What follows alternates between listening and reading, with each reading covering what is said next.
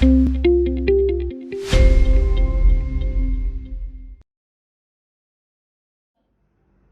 guys, welcome to another video from Applesutra. I am Varun and today I have a very controversial Apple product for you. This right here is the iPhone MagSafe Battery Pack. Before we get to exploring it, I have another thing to show with it. This huge thing is an Anker power bank. Let me take both of these. By the way, these covers, they didn't come with either the battery pack or the Anker pack. I have ordered both of them separately. So yeah, this tiny thing is the MagSafe Battery Pack that's compatible with iPhone 13, iPhone 12, and this huge thing is proper power bank. I'll quickly run you through the specs of both to show how different they are. This is called the Anker Power Core 2. This has a capacity of 20,000 mAh, which is huge. And this tiny thing, the capacity is only 1460 mAh. So you can equal to the size, you can see the difference in the capacities as well. This is having, if you can see, this has two USB-A ports. It can charge 12 watts on a regular port. It can charge 18 watts on a quick charging port. Quick charging doesn't work with iPhones, so that's 12 watt for all iPhones. And it can charge two devices simultaneously. This works with any device that supports USB-A connectivity, so you can charge your Android, iPhone, anything.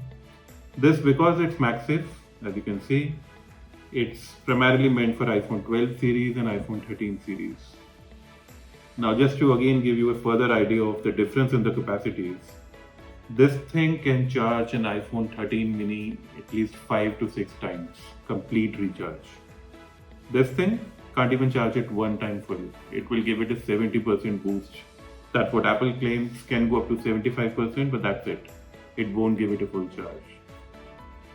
And in terms of pricing, this is a very old device actually. I bought this in 2017. And at that time I bought it for about 6,500 rupees. And this thing I bought about 2-3 months back, and this cost 11,000 rupees. Now, till now, all the comparison that you've seen will make you wonder, why would anybody choose this over this, and what's even the point of this? And that's actually what this video is about. In spite of all these differences, in spite of how ridiculous the specs are out of this, I have still got 5 reasons for you to convince you why this is still a very good purchase. So let's get to all those points one by one. The first thing, what makes this interesting is it doesn't compare to this. These are not comparative devices. We just need to take this out of the discussion. It is not a power bank. The reason why I started with a quick comparison with power bank is because that is the reason why this gets a lot of backlash. People compare it to the regular high capacity power banks. That's not what it's meant to be. It is known, and this is meant for the convenience factor. This is a pocket device. This is not something that you put in your bag. This is something that you put in your pocket. You just connect it to your iPhone as and when needed.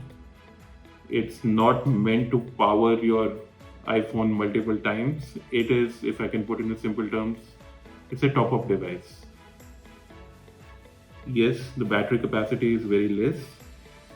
But then, okay, first of all, I'm not going to get into the math of it, but 1460 mAh is misleading because the voltage on this is double the regular ones. So you practically get, even if I take into account the energy loss, it still gives you about 2000 mAh, but that's not the point again. Because it, like we said, discussed earlier, it doesn't charge your iPhone completely, and that is the mini. So if you're looking for something that is recharging the phone multiple times during the day when you're running out of power, this is not going to work. And that's not what the purpose of it is at all. So that's the utility part. you have to keep the utility in mind. This is a top-up device. If you are using, especially if you're using the mini, you're down to 30-40% at the end of the day. You very quickly just connect it to your phone and it will last you till the end of the day. The second thing which is unique about this device is it's not just a power bank. It's not just a battery top-up device. This is actually a MagSafe charger. What I mean by that is, if you take a USB-C or USB-A cable and connect to the lightning port of this becomes a full-time MagSafe charger, just like this thing. They both practically work the same.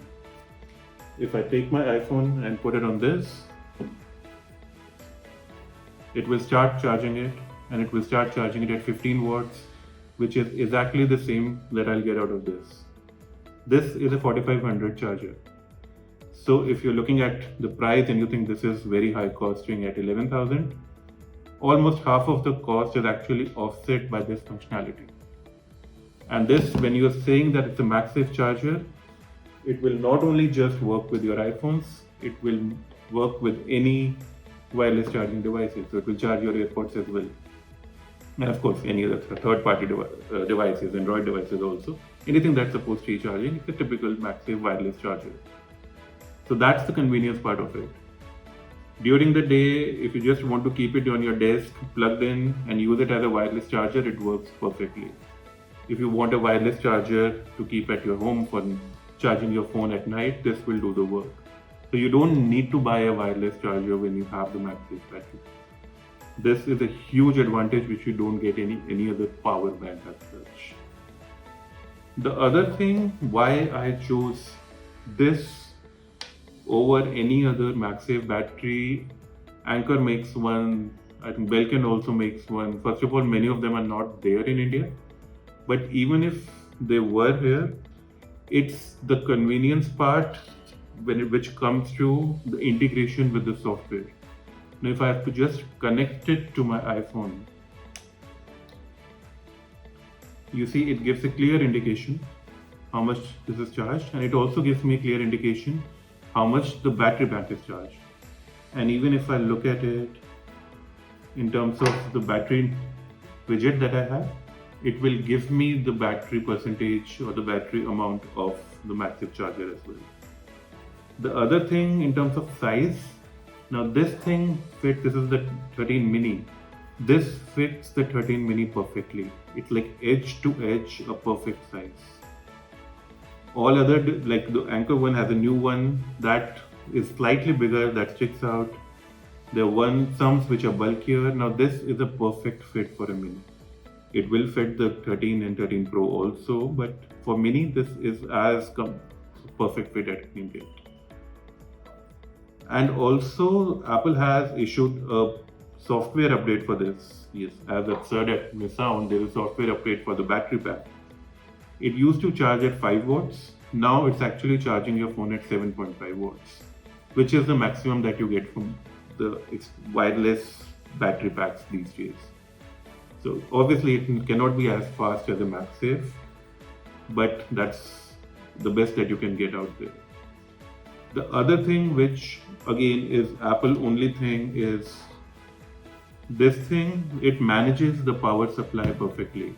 What I mean by that is, if you're using this device, your battery will charge maximum to 90% and then it will stop. It will just keep dripping battery very slowly. The reason is to protect the life of your iPhone's inbuilt battery. It maximizes the coordination between the two. It makes sure your battery doesn't overcharge. In fact, if your battery, like if you're using your phone and you are connecting it to the power bank, it actually will stop at 80%. And that is by design because it doesn't want to overheat the device. So when I was looking for an external charger for my mini just to keep it topped up, I was very sure if I'm going with the original one, it won't affect the battery of my phone, which again is not what you get commonly. You always, like I have seen, if you put in the Anker charging, it will run 100%, it will keep charging even if you're doing an extensive thing like playing a game. which is actually not good for your phone's battery. So this is optimizing the charging. It is charging at a slow pace. It's managing the place all without you have to doing anything, and that's where the what we always call the Apple magic that comes in. Another point, the fifth point, which again is a little underrated in this. This is the first Apple device that supports reverse charging.